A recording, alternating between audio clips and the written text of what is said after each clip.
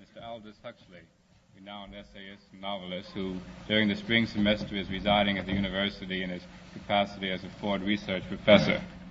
Mr. Huxley has recently returned from a conference at the Institute for the Study of Democratic Institutions in Santa Barbara, where the discussion focused on the development of new techniques by which to control and direct human behavior. Traditionally, it has been possible to suppress individual freedom through the application of physical coercion, through the appeal of ideologies, through the manipulation of man's physical and social environment, and more recently through the cruder techniques of psychological conditioning. The ultimate revolution about which Mr. Huxley will speak today concerns itself with the development of new behavioral controls which operate directly upon the psychophysiological organisms of man, that is, the capacity to replace external constraint by internal compulsions. As those of us who are familiar with Mr. Huxley's works well know, this is a subject with which he has been concerned for quite a period of time. Mr. Huxley will make a presentation of approximately half an hour, followed by some brief discussions and questions by the two panelists sitting to my left, Ms. Lillian Rivlin and Mr. John Post. Mr. Huxley. Thank you.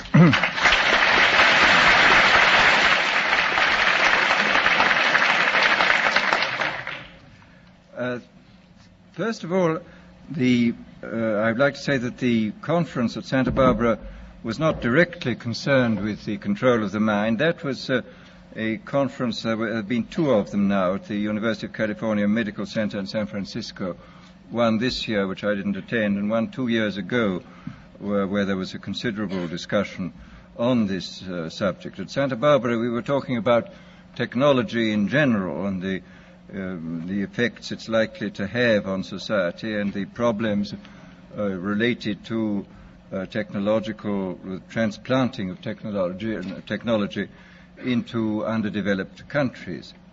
Well, now, in regard to this problem of the ultimate revolution, this has been very well summed up by the moderator.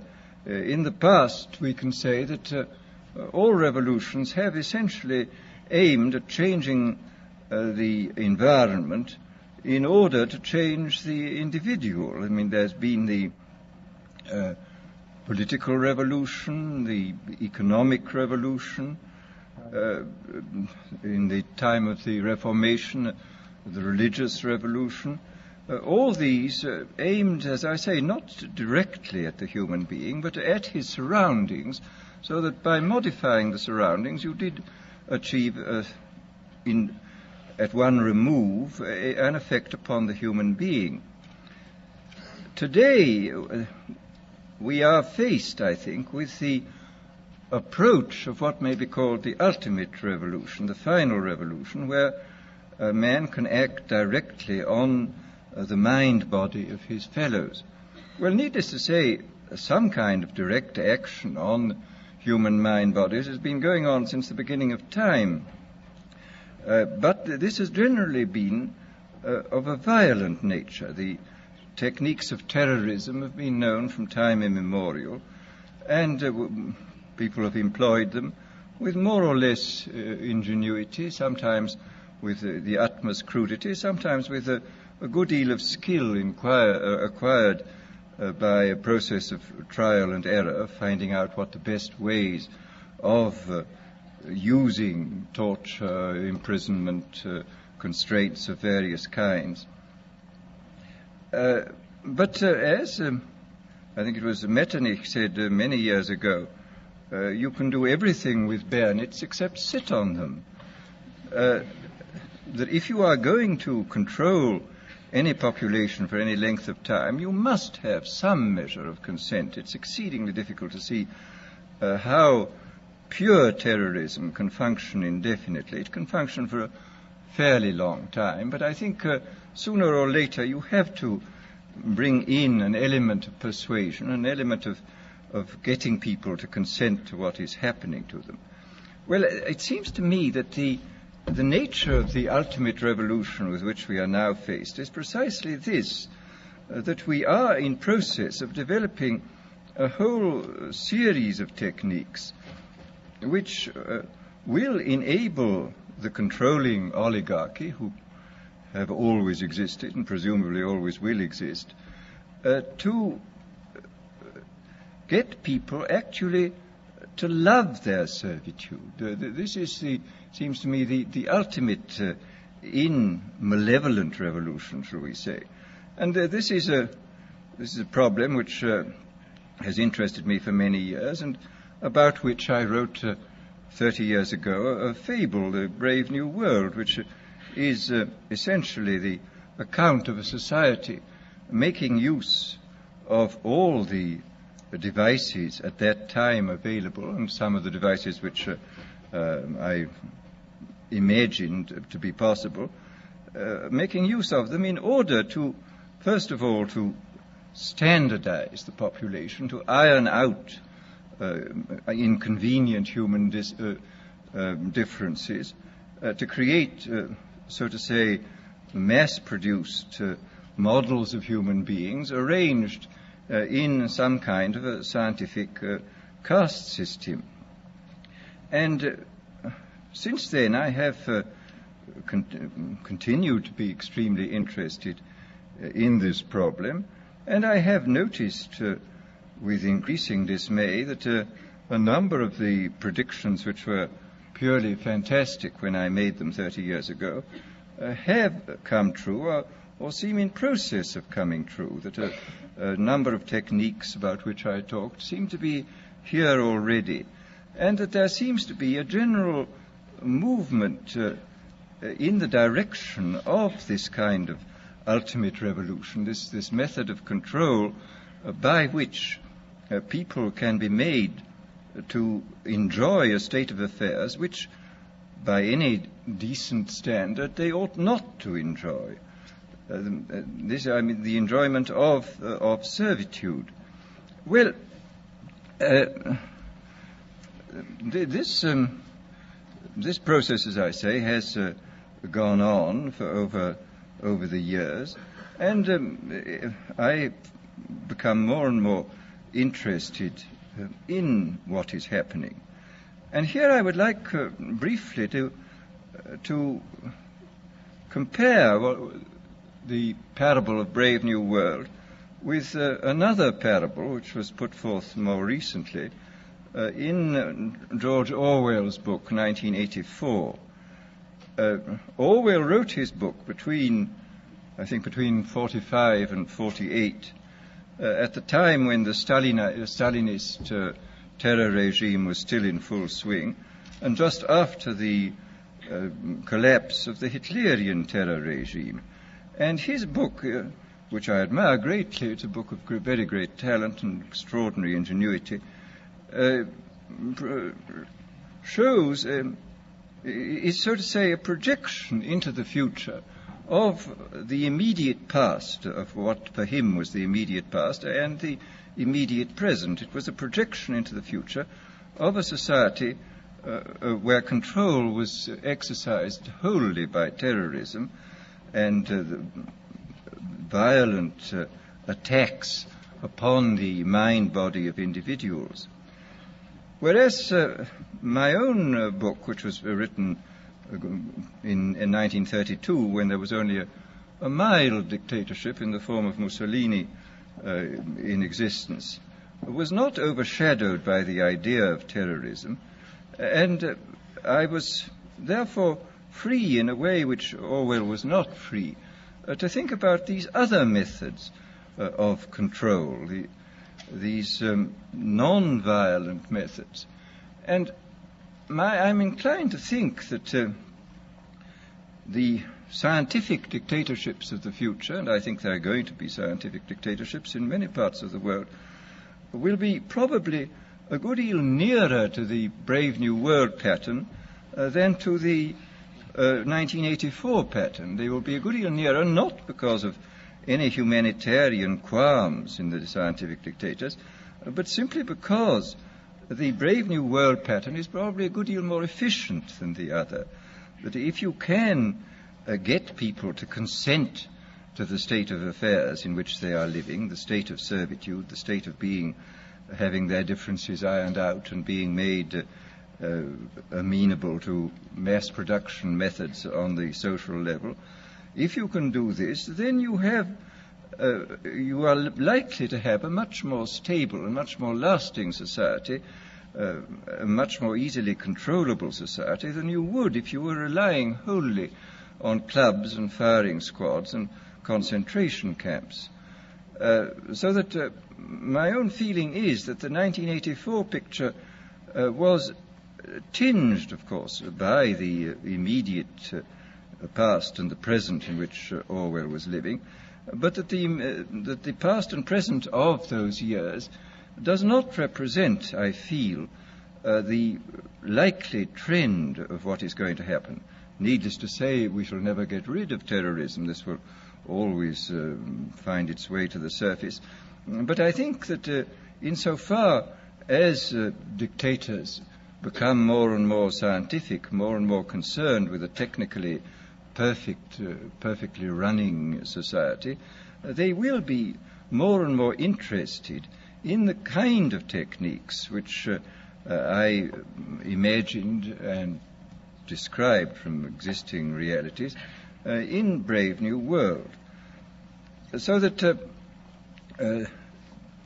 it seems to me then that this ultimate revolution is really not very far away, that we already a number of the techniques for bringing about this kind of control are here, and it remains to be seen when and where and by whom they will first be applied in any large scale. And first, let me talk about a little bit about the improvement even in the techniques of terrorism. I think there have been improvements. That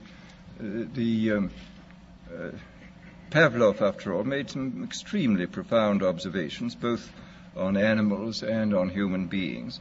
And he found, among other things, that conditioning techniques applied to animals or humans in a state either of psychological or physical stress sank in, so to say, very deeply into the mind body of the creature, and were extremely difficult to get rid of, that they seem to be embedded more deeply than other forms of conditioning. And this, of course, this fact, I think, was discovered empirically in the past. People did make use of many of these techniques. But the difference between the old empirical intuitive methods and our own methods is the difference between a sort of hit and miss craftsman's point of view and the genuinely scientific point of view. I mean, I think there is a real difference between ourselves and, say, the inquisitors of the 16th century. We know much more precisely what we are doing than they knew, and we can extend, because of our theoretical knowledge, we can extend what we are doing over a wider area with a greater assurance of producing something which really works. In this context, I would like to mention the extremely interesting chapters in Dr. William Sargent's Battle for the Mind, where he points out how intuitively some of the great religious teachers, leaders of the past, hit on the Pavlovian method. He speaks specifically of Wesley's method of producing conversions, which were essentially based upon a technique of heightening psychological stress to the limit by talking about hellfire, and so making people extremely vulnerable to suggestion, and then suddenly releasing this stress by offering hopes of heaven. And this is a very interesting chapter of showing how completely, on purely intuitive and empirical grounds, a skilled natural psychologist, as Wesley was, could discover these Pavlovian methods. Well, as I say, we now know the reason why these techniques worked, and there is no doubt at all that we can, if we want to, carry them much further than was possible in the past. And, of course, in the recent history of brainwashing, both as applied to prisoners of war and to the lower personnel within the Communist Party in China, we see that the Pavlovian methods have been applied systematically and evidently with extraordinary efficacy. I mean, I think there can be no doubt that by the application of these methods, a very large army of totally devoted people has been created. The conditioning has been driven in, so to say, by a kind of psychological iontophoresis into the very depth of the people's being, and has got so deep that it's very difficult for it ever to be rooted out. And these methods, I think, are a real refinement on the older methods of terror, because they combine methods of terror with methods of acceptance, that the person who he is subjected to a form of terroristic stress, but for the purpose of inducing a kind of voluntary, quotes, acceptance of the state and the psychological state into which he has been driven, and the state of affairs within which he finds himself. So that, as I say, there has been, I think, a definite improvement, shall we say, even in the techniques of terrorism. Well, then we come to the consideration of other techniques, of non-terroristic techniques for inducing consent and for inducing people to love their servitude. Here, I mean, I think we can, I don't think I can possibly go into all of them because I don't know all of them, but I mean, I can mention a few of the more obvious methods which can now be used and which are based upon recent scientific findings. First of all, there are the methods connected with straight suggestion and hypnosis. I think we know much more about this subject than was known in the past. People, of course, have always known about suggestion, and although they didn't know the word hypnosis, they certainly practiced it in various ways. But we have, I think, a much greater knowledge of the subject than in the past, and we can make use of our knowledge in ways which I think the past was probably never able to make use of it. For example, one of the things we now know for certain is that there is, of course, an enormous, I mean, this has been always known, a very great difference between individuals in regard to their suggestibility. But we now, I think, know pretty clearly the sort of statistical structure of a population in regard to its suggestibility. It's very interesting when you look at the findings in different fields. I mean, in the field of hypnosis, in the field of administering placebos, for example, in the field of general suggestion in states of drowsiness or of light sleep, you will find the same sorts of orders of magnitude continually cropping up. You will find, for example, that the experienced hypnotists will tell one that the number of people, the percentage of people who can be hypnotized with the utmost facility, just like that, is about 20%. That about a corresponding number at the other end of the scale are very, very difficult or almost impossible to hypnotize, and that in between there lies a large mass of people who can, with more or less difficulty, be hypnotized, that they can gradually be, if you work hard enough at it, be got into the hypnotic state. And in the same way, the same sort of figures crop up again, for example, in relation to the administration of placebos.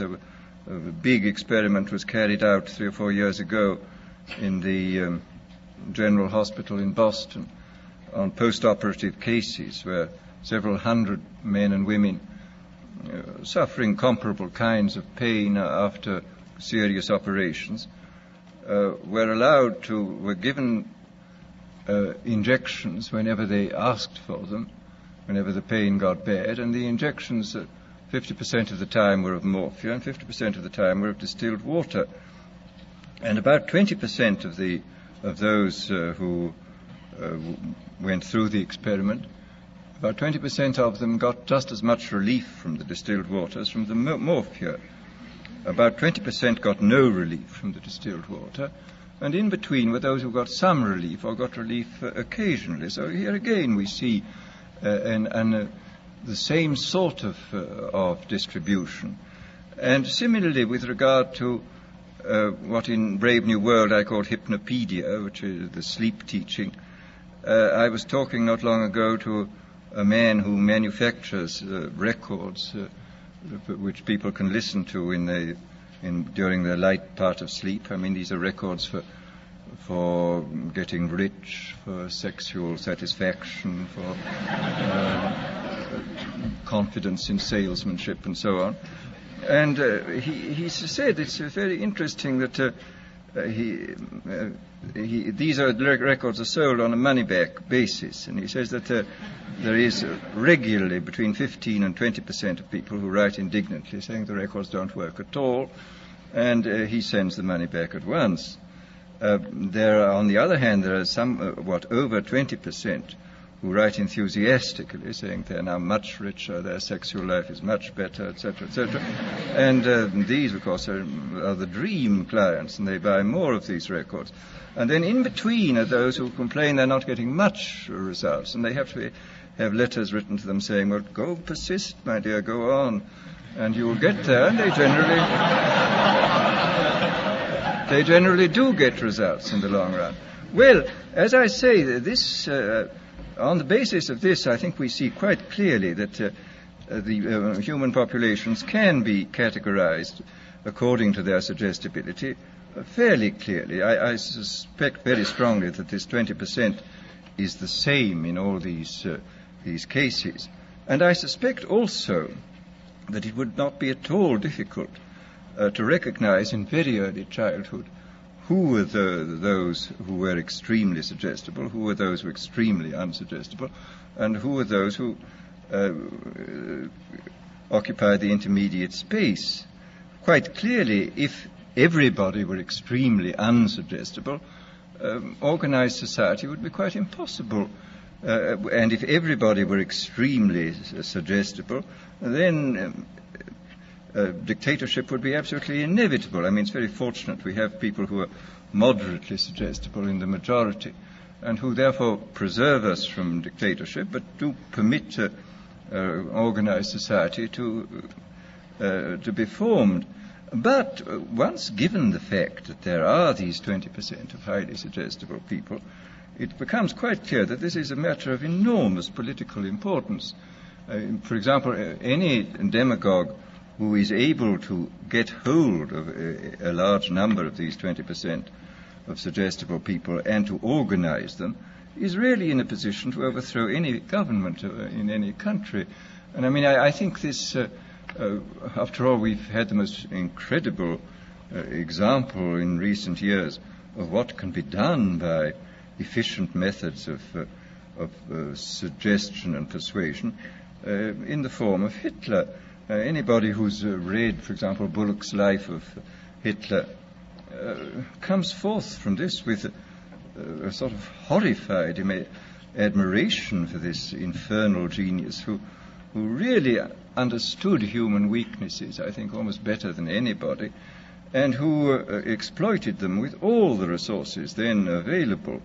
I mean, he knew everything. I mean, for example, he knew intuitively this Pavlovian truth that conditioning installed in a state of stress or fatigue it goes much deeper than conditioning installed at other times.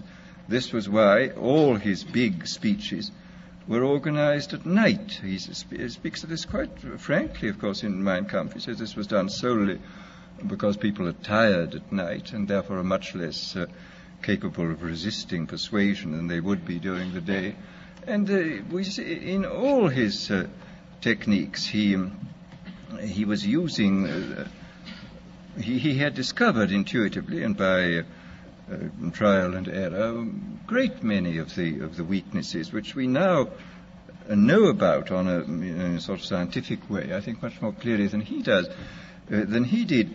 But the fact remains that this differential suggestibility, this susceptibility to hypnosis, I do think is something which has to be considered very carefully in relation to any kind of thought about democratic government. I mean, if there are 20% of the people who can really be suggested into believing almost anything, as evidently they can be, then we have to take extremely careful steps to prevent the rise of demagogues who will drive them on into extreme positions and then organize them into very, very dangerous armies, private armies, which may overthrow the government.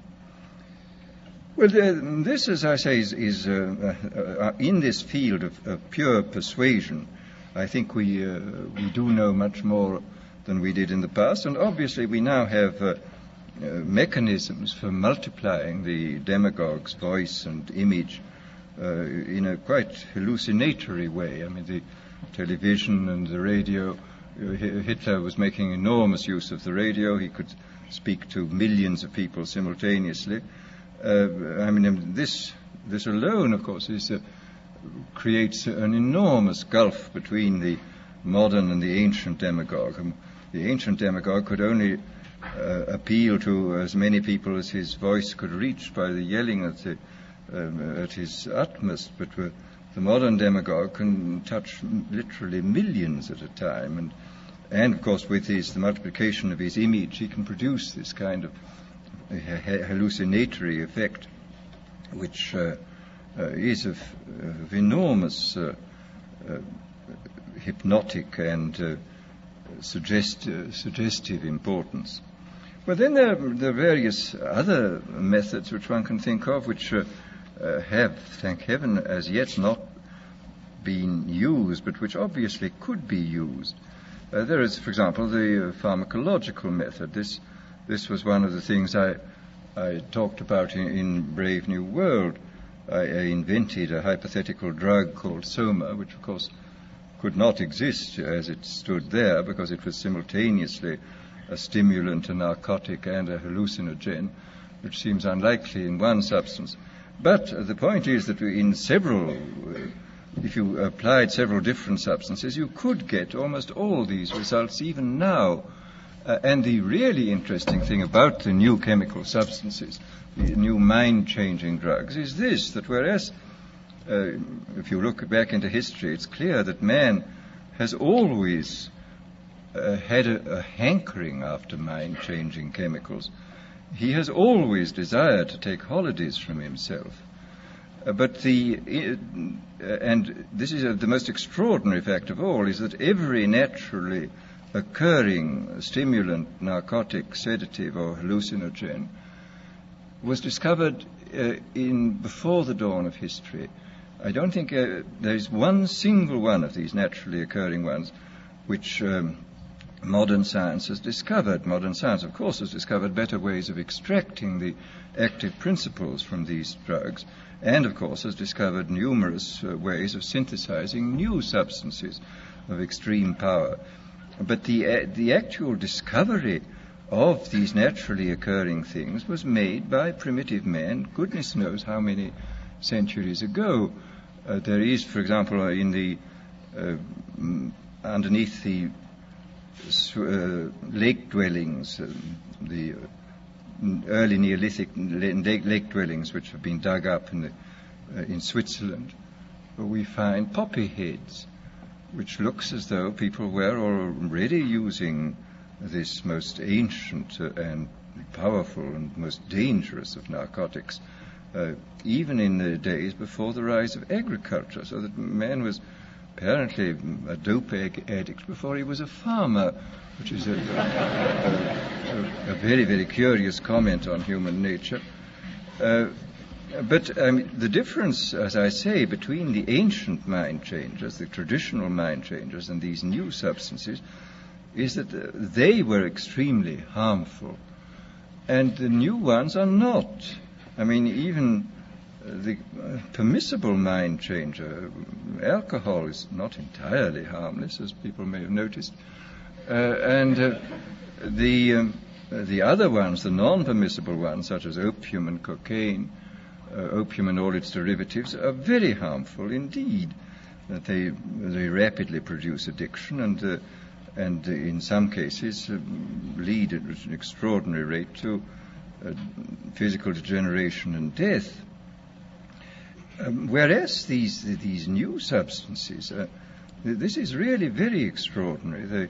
That a number of these new mind-changing substances can produce enormous revolutions within the mental side of our being, and yet do almost nothing to the physiological side. I mean, you can have an enormous revolution, for example, with LSD 25 or with the newly synthesized drug psilocybin, which is the active principle of the Mexican sacred mushroom. You can have this enormous mental revolution with no more physiological revolution than you would get from drinking 2 cocktails.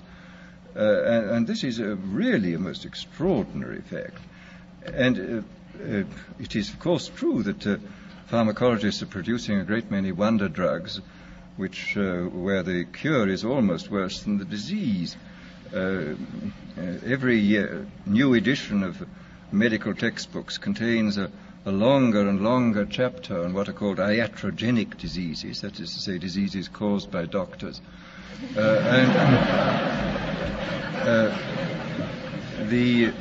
And this is quite true, that many of the wonder drugs are extremely dangerous. I mean, they can produce extraordinary effects, and in critical conditions they should certainly be used, but they should be used with the utmost caution. But there is evidently a whole class of drugs affecting the central nervous system, which can produce enormous changes in sedation, in euphoria, in energizing the whole mental process, without doing any perceptible harm to the body. And in this sense, this represents, it seems to me, the most extraordinary revolution, that it in the hands of a dictator, these substances of one kind or another could be used in the most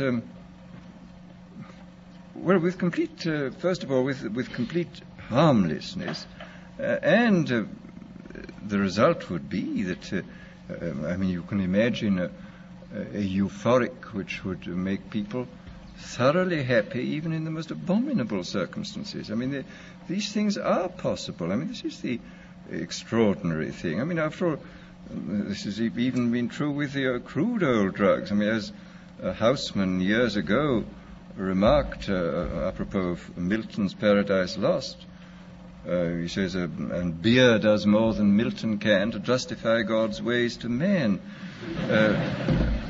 And beer is, of course, an extremely crude drug compared with these ones, and you can certainly say that some of the psychic energizers and the new hallucinants can do incomparably more than Milton and all the theologians combined could possibly do to make the terrifying mystery of our existence seem more tolerable than it does.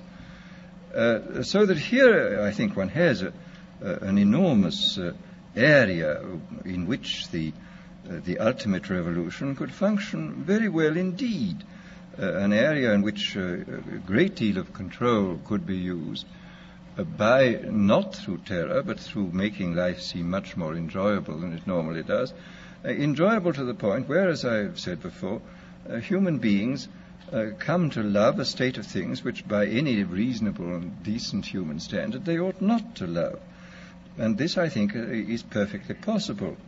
Well, then, very briefly, let me speak about one of the more recent developments of in the sphere of neurology, the implantation of electrodes in the brain. This, of course, has been done on a large scale in animals, and in a few cases it's been done in cases of the hopelessly insane. And it is anybody who's watched the behavior of rats with electrodes planted in different centers must come away from this experience with the most extraordinary doubts about what on earth is in store for us if ever this is got hold of by a dictator. If I saw not long ago some rats in Magoon's laboratory at UCLA. There were two sets of them, one with electrodes planted in a pleasure center. And these rats were, the technique was that they had a bar which they pressed and which turned on a very small current for a short space of time, which we had a wire connected with their electrode, and which stimulated this pleasure center, which was evidently absolutely ecstatic, because these rats were pressing the bar 18,000 times a day.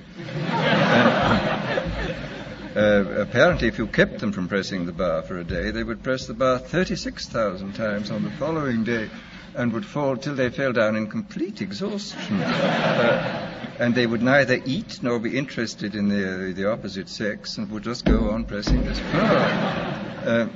Then the most extraordinary rats were those where the electrode was planted halfway between a pleasure and a pain center, and where evidently the result was a kind of mixture of the most wonderful ecstasy in being on the rack at the same time. And you would see the rat sort of looking at its bar and sort of saying, to be or not to be, that is the question. And finally would approach and do it, and then it would go back with this awful, if one can humanize or anthropomorphize, he was feeling something terribly mixed. And he would wait for quite a long time before pressing the bar again, but he would always press it again.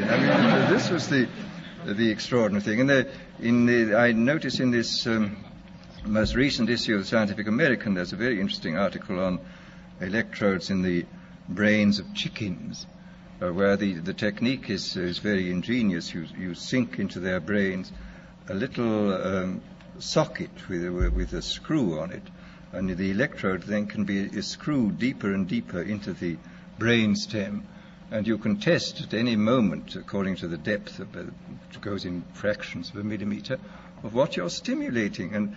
And these creatures are not merely stimulated by wire.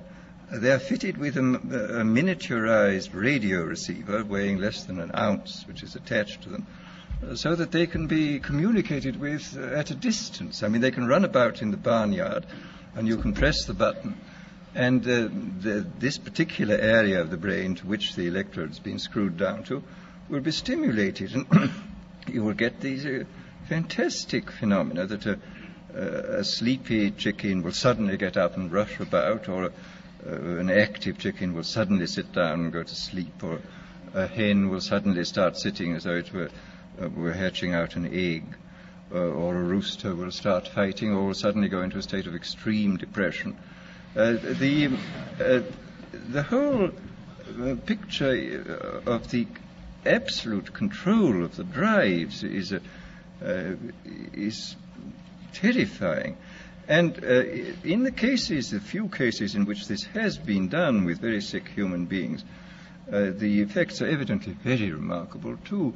I was talking last summer in England to Gray Walter, who is the most eminent exponent of the electroencephalogram techniques in England, and he was telling me that he's seen hopeless inmates of asylums with these things in their heads, and that these people were suffering from uncontrollable depression, and they'd had the electrodes inserted into something resembling, evidently, the pleasure center of the rat. Anyhow, when they felt too bad, they just pressed a button in the battery in their pocket. And he said the result was fantastic. The mouse would go down, would suddenly turn up, and they would evidently feel, I don't know for how long at a time, very cheerful and happy. So that here again one sees the most extraordinary, revolutionary techniques which are now available to us. Now, I think what is obviously perfectly clear is that for the present these techniques are not being much used except in a purely experimental way. But I think it is extraordinarily important for us to realize, first to realize what is happening, to make ourselves acquainted with what has already happened, and then to use a certain amount of imagination to extrapolate into the future the sort of things that might happen.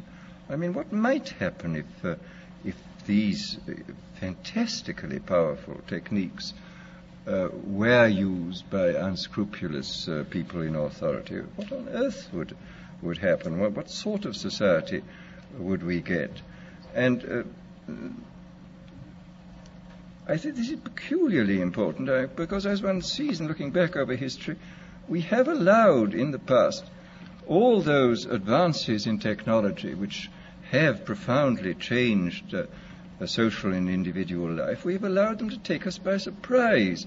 I mean, it seems to me that during the late 18th century and early 19th century, when the new machines were making possible the factory system, it was not beyond the wit of man to see to look at what was happening and to project into the future, and maybe to forestall the really dreadful consequences which plagued England and most of Western Europe and most of this country for about 50 or 60 years, the horrible abuses of the factory system. I mean, if a certain amount of forethought had been devoted to the problem at that time, if people had first of all found out what was happening and then used their imagination to see what might happen, and then had gone on to work out means by which the worst applications of the new techniques should not take place, then I think Western humanity might have been spared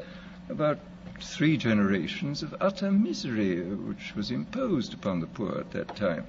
And similarly with various technological advances now. I mean, it's quite clear we have to start thinking very, very hard about the problems of automation.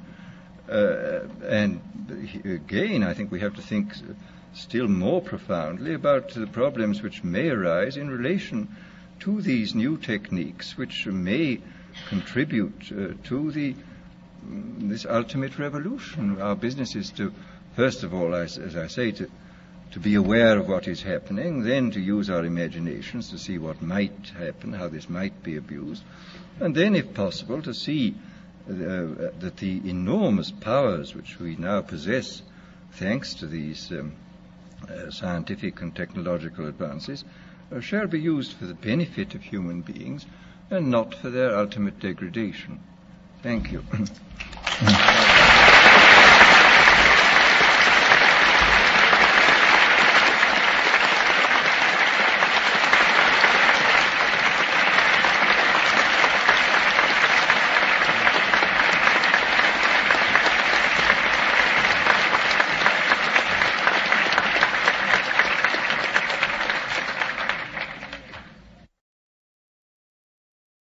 We do have a few moments. I'm very sorry I've talked much too long. It's quite all right. Just have a brief discussion, and those of you who are interested in staying and listening, I'm sure that it'll be well worthwhile. John, Mr. Post, would you like to question? I'm afraid my question shows a certain optimism which may not be justified. In a way, your quote from Haussmann that malt does more than Milton can to justify God's ways to man indicates that my remarks may show that I'm looking into the pewter pot to see the world as the world is not. At any rate, I'm a bit worried about your picture, or the picture you paint, that the future may contain a number of monolithic scientific dictatorships, and that there may be a groundswell in this direction, a groundswell caused by the human tendency to seek pleasure where it can be found. But I'm struck by the fact that movements of that sort are always far more complex than any of our attempts at characterizing them. And I think that perhaps in this complexity lies a ray of hope, that the future may not contain such monolithic scientific dictatorships, and that the developments which we can expect in light of the various technological achievements you mentioned may not lead in the direction of scientific dictatorships in the way you indicate. That this may depend to a great extent upon the nature or the characteristics of the nations in which these results are first introduced.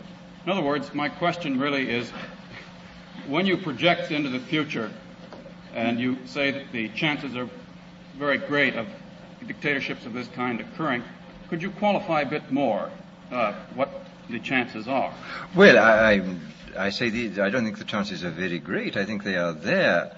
And I would think that one of the reasons why we may get more dictatorships than we like lies in quite a different field. I mean, with large parts of the world increasing at 3% per annum in the population, goodness knows what is going to happen. I mean, for example, I was in India last autumn, and of course this is unutterably depressing, the enormous poverty, and the depression grew a great deal with the announcement just when we were there that the United Nations had come to the conclusion that its earlier estimates of the increase of the Indian population were very much too low. The estimates had been in the neighborhood of 1.7% per annum, which is about the same as the United States, which had to be corrected up to 2.2 or 2.3, which I think doubles the population in about 32 years. And, of course, there are large parts of the world where the increase is fully 3%, and in certain parts of the world even 4%. I mean, 3% doubles the population in 24 years, and 4%, I forget, in about 16, I think. But it seems to me that the danger in regard to dictatorship arises as the population presses more heavily upon resources, and as the rising tide of expectation, which certainly exists in these underdeveloped countries, is frustrated, as undoubtedly it is going to be, because it is almost impossible to make any development which shall catch up with, much less go faster than the population increase.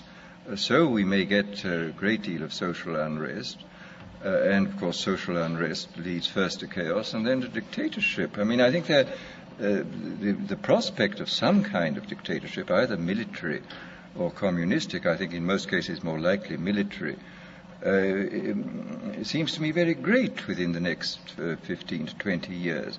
And whether some of these dictatorships may make use of these modern methods remains to be seen. But I think unhappily the prospects for dictatorships in large areas of the world seem to me very great at the moment. I think that there is a considerable likelihood of this thing happening. The implication seems to be that we ought to be apprehensive that these techniques fall into the hands of dictatorships, demigods, etc. But I could easily envisage a situation where Western democracies could use these methods, such as electrodes attached to the brain of the sac, in order to avoid accidental war. This could be put in very moral terms. Mm-hmm. Or that you give soma to the discontented minority of the population who are suffering from anomie, etc. Would you care to comment about the use of these techniques by democratic states? Well, you're a lot more pessimistic than I am. maybe your pessimism is justified. I don't. I mean, this is the awful fact remains that when techniques have been discovered, sooner or later they tend to be applied, and in these techniques, which where the object of application is the human being, you're obviously up against the most dangerous situation. And what will be the temptation for those in power? I mean, after all, we pray regularly not to be led into temptation, and this is a very profound and important prayer. I mean, experience sadly shows that if we are tempted long enough and strongly enough, we almost invariably succumb, and that the whole process of setting up a decent society is essentially setting up a society in which temptations to abuse power and shall be reduced to a minimum.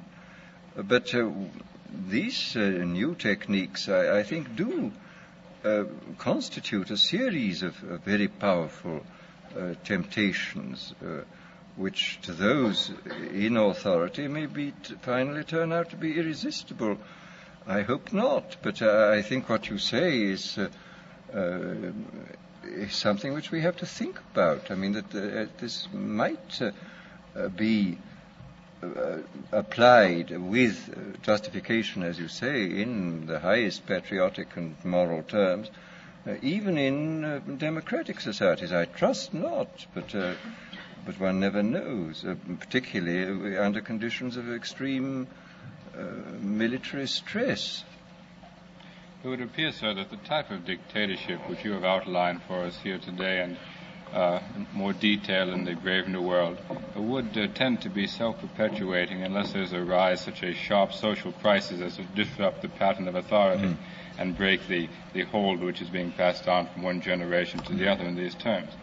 But it would appear that the type of social crisis involved in large-scale warfare, whether it be nuclear warfare or otherwise, or the type of crisis involved in widespread famine, etc., would tend to disrupt this pattern of dictatorship.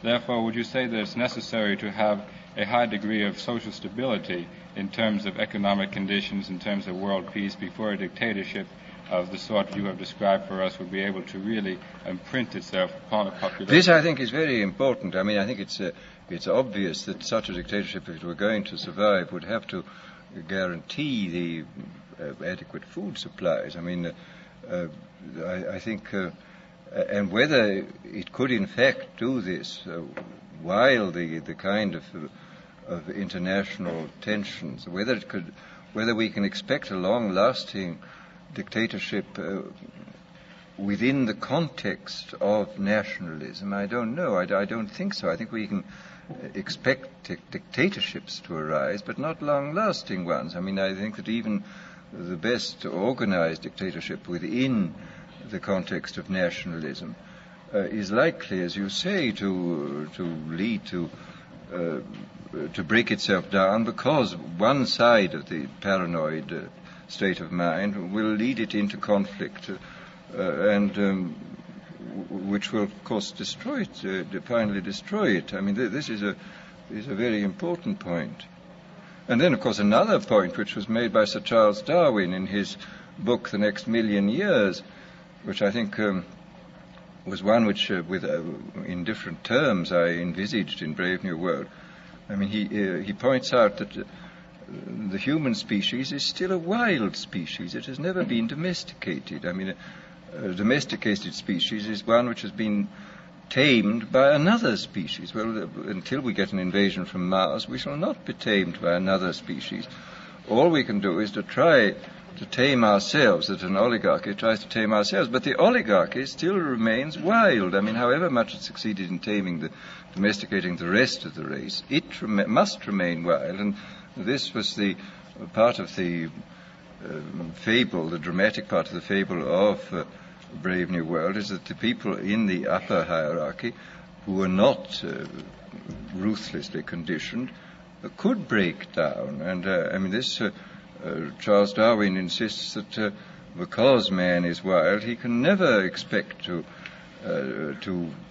domesticate himself, because the people on top will always be undomesticated and will sooner or later always run wild. Well, I think there's a good deal to be said for this this point of view in regard to the permanence of any dictatorship.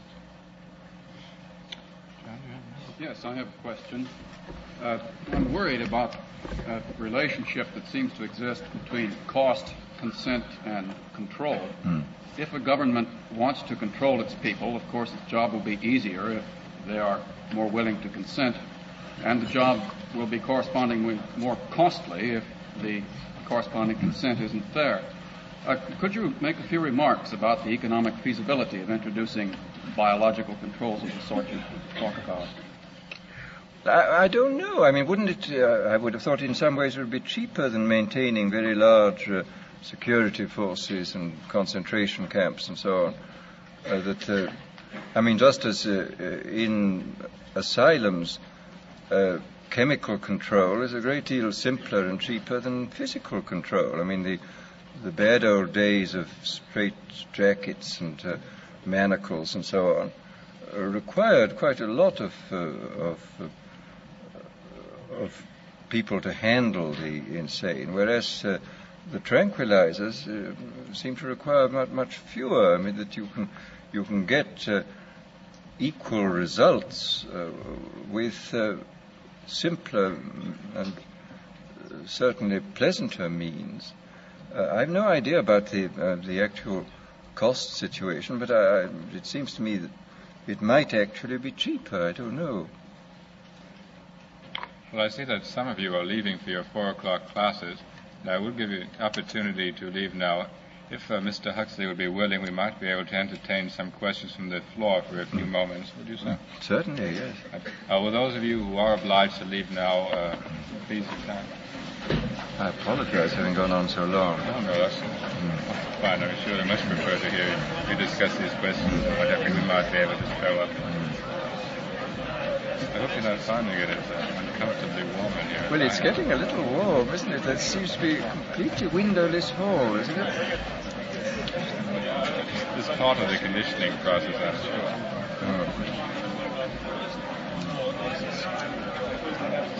Is there any means of ventilation in this hall? I see one door there.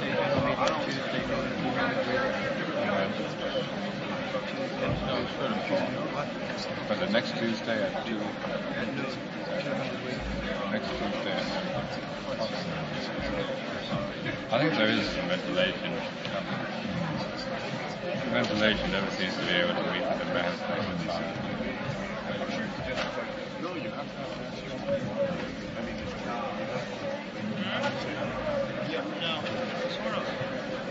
Wasn't it a conference in Santa Barbara discussing some of these developments and the new drugs?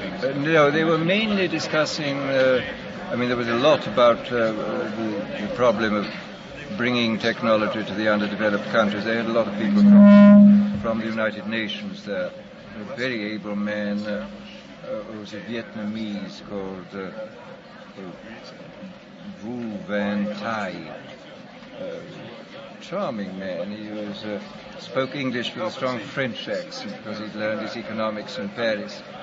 And he was very interesting. I mean, he said, I'm speaking to you like a rat with electrodes in my brain because I speak from the inside. I'm not one of the experimenters on the outside.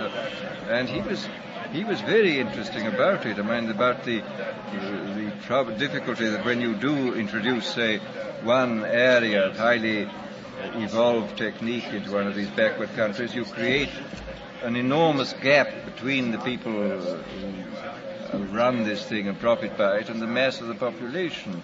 I mean, a gap which is just as serious as the gap between the have-not and underdeveloped nations as a whole and those who, and the haves and the developed. And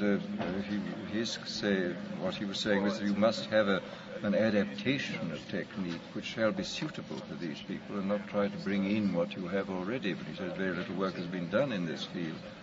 And there were a number of, there were several very able people. Richard Calder at the University of Edinburgh was there, and Arthur Goldschmidt, who is the director of the special services in the United Nations. And we had some extremely good talks. Bring that up, Sheldon. Well, I have one question here, which is,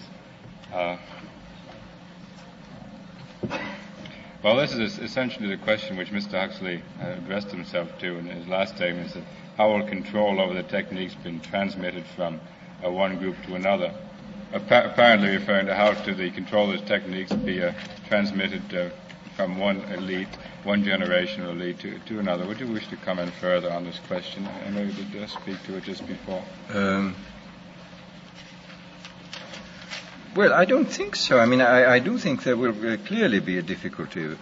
I mean, there is always a difficulty in transferring power. I mean, well, after all, hence the constitutions, written constitutions such as in the United States, or hereditary monarchy, in which you got de facto power being de jure, and the possibility of passing power on without much hitch from one generation to another. It may be that in a thoroughly well-controlled dictatorship, the problem of power at the top, the struggle for power, would not take place. But even there, I mean, simply because the oligarchy is itself not subjected to the extremes of conditioning, because it must retain a certain freedom in order to be able to make adequate decisions, that maybe the struggle for power would always remain a great problem, as it has been throughout history, except where you have had written constitutions or acceptable monarchies. Yes? Dr. Huxley, would you adhere to the view or comment on the view that it's precisely the American society of Western democracy is particularly susceptible to this type of brave new world, for the following reason: that society is conditioned to adhere to a great degree of social conformity. That in your period of stress, this idea of conformity is further pushed, and consequently it makes it much easier to develop these techniques. And that it seems that politically, the extremities, there is a growing feeling that we have to do away with the extremities, and we have to keep on going the central path. And this would seem to me to make this much easier for a type of dictatorship, as you said, to slowly, using the mass media that we're developing, mold the population. Plus the factor that in some of the other type societies, you have less inhibition about the brutal struggle for power within the top hierarchy, whereas here there would be some type of a inhibition due to the so-called legal process that has developed, which would keep men from then violently attacking the leaders.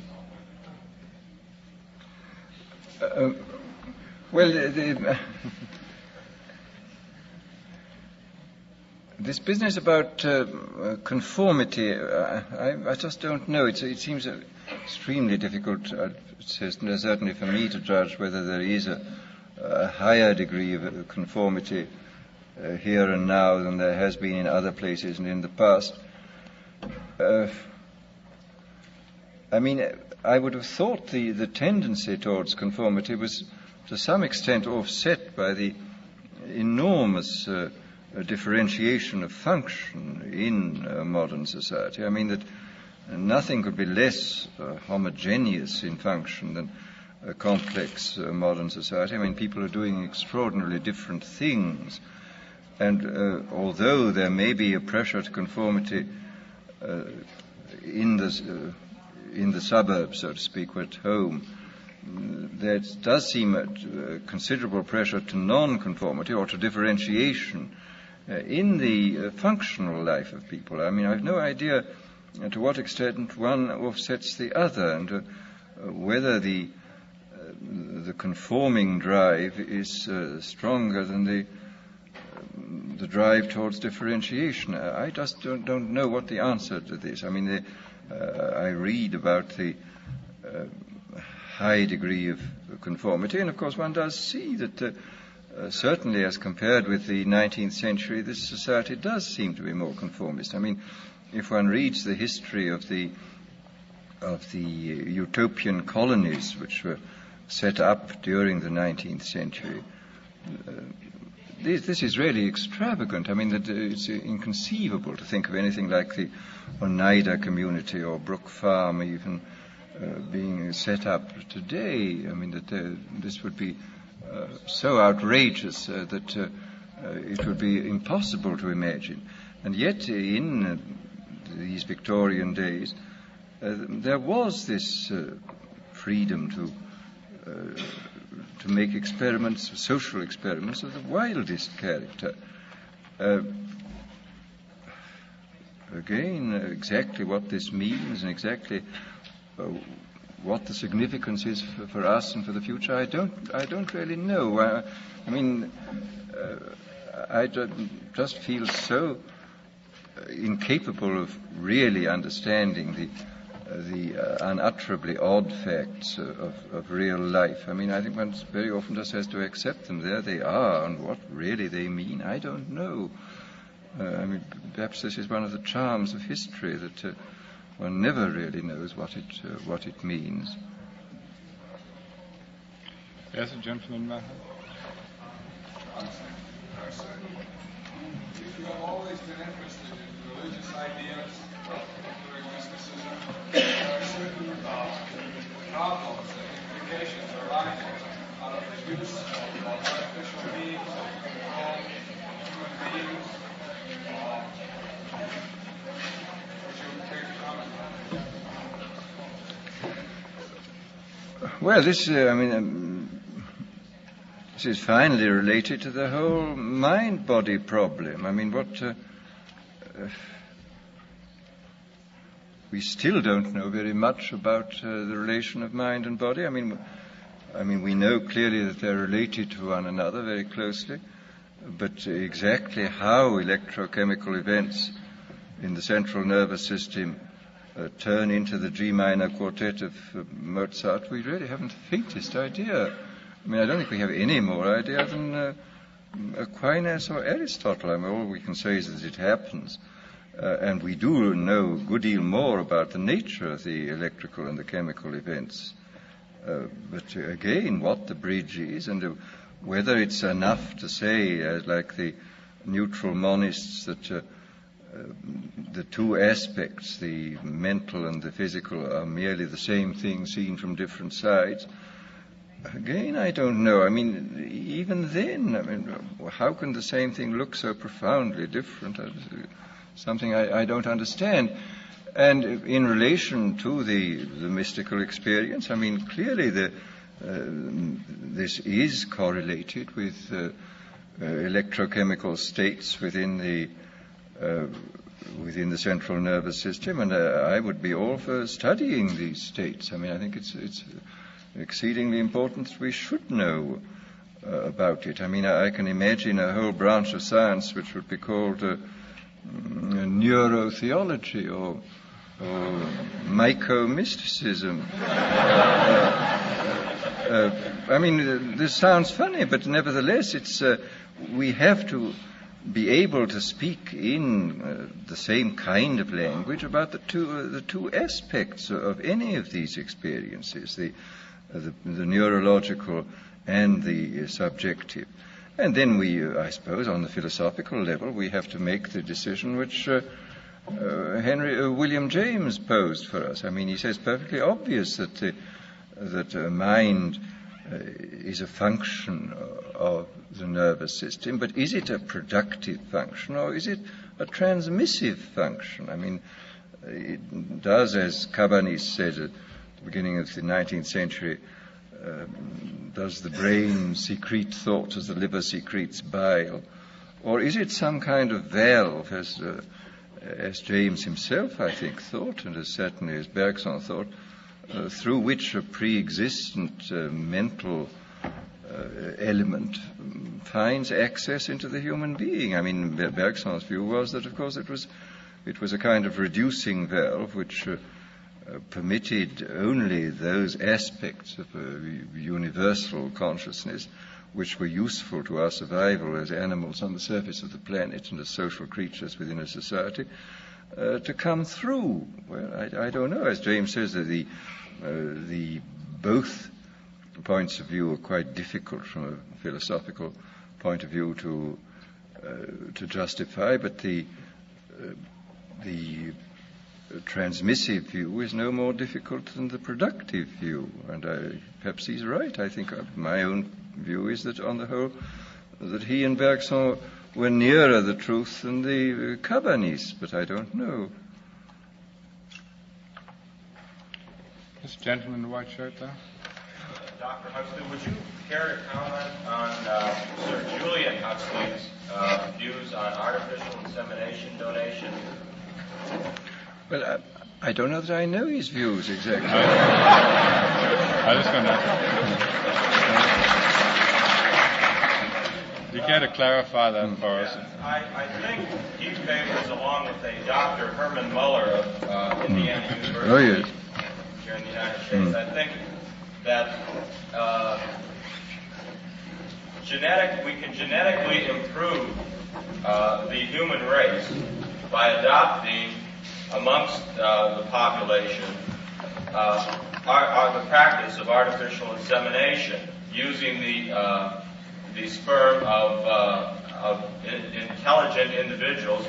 And I don't know how he determines that these individuals are to be chosen, but I was just wondering if you were familiar with these. Well, I mean, this is, of course, the whole problem of eugenics. I mean, if one knew how to apply eugenic principles, I think unquestionably one could improve the average quality of the human race. And I mean, there is some evidence, as Bert pointed out a long time ago, and as Medower has pointed out more recently, that there is some evidence that there is a slight decline of average IQ, and that this certainly could be remedied. But of course, as you say, the problem is to choose who. I mean, I can perfectly imagine that if the Cold War goes on for a very long time, that side which first starts artificial insemination for the production of people with greater talent in the physical sciences will win. And I read a paper the other day by, I forget who, a biologist at the University of California at Santa Barbara. It was an amusing paper, but I mean, it had quite interesting and serious aspects to it on sort of the hypothetical Cold War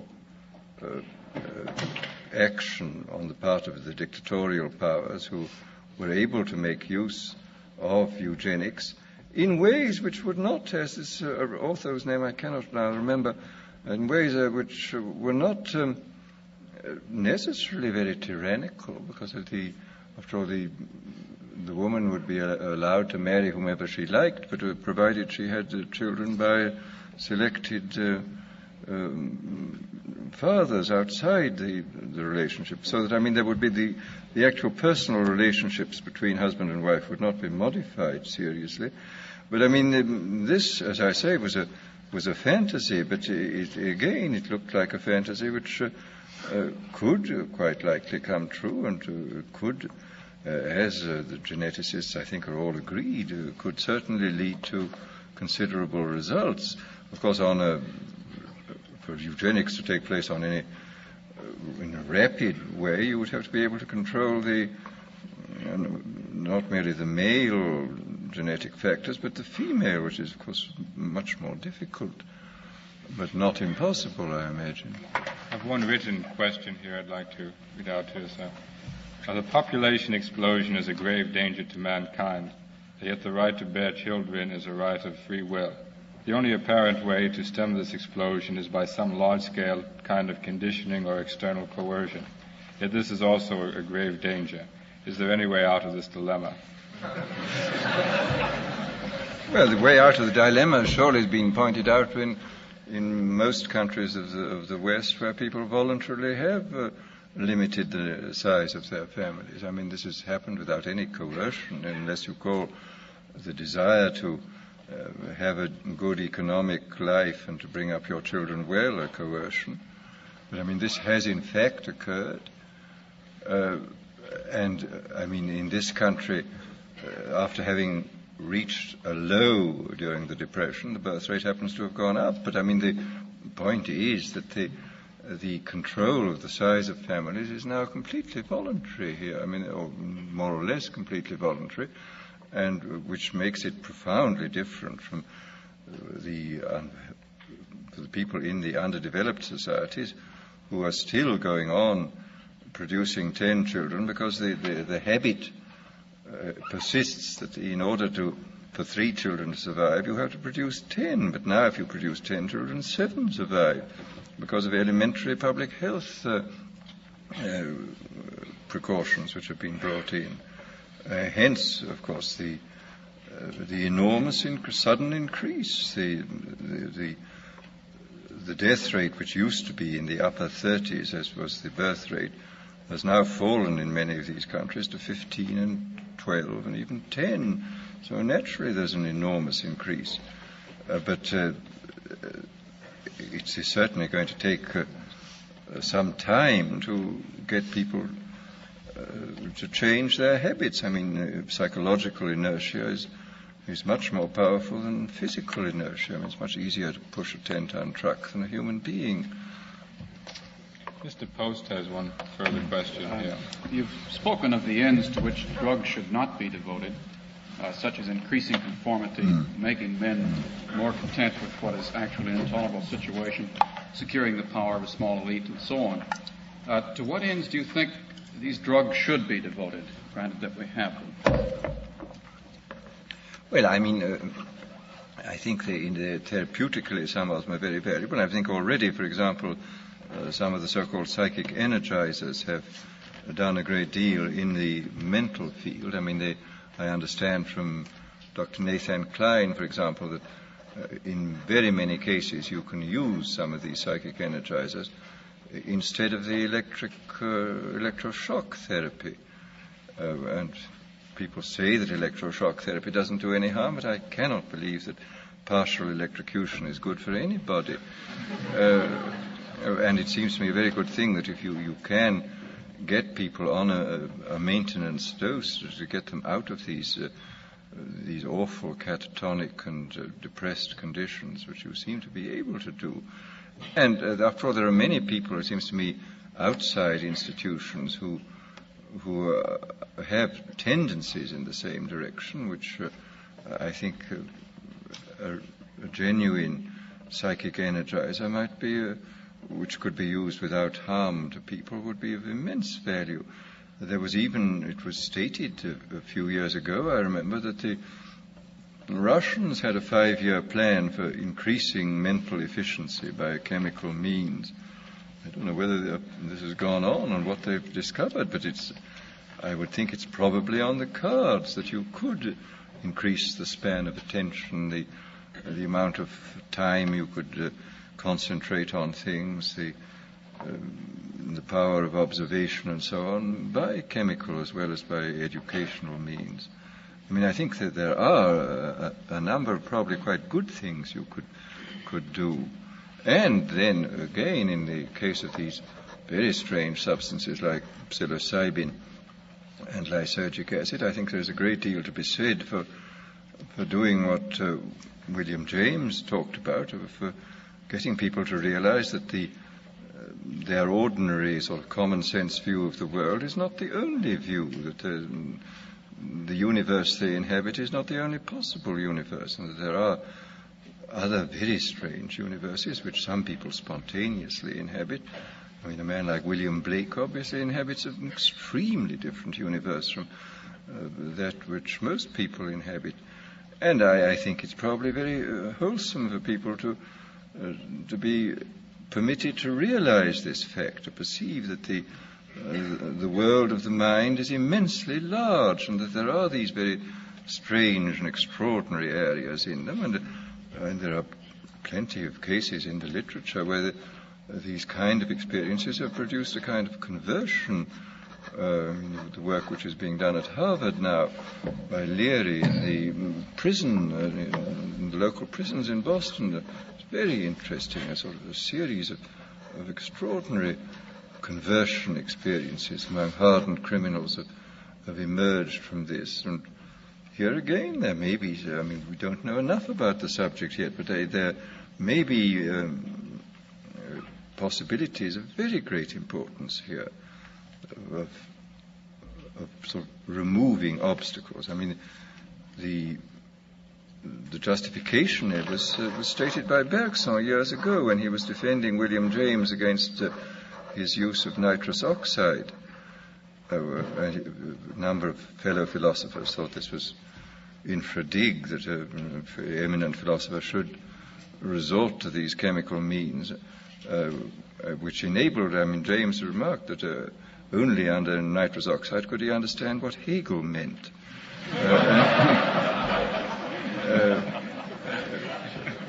Bergson said that it must be realized that the experiences which Mr. James describes are not caused by the gas.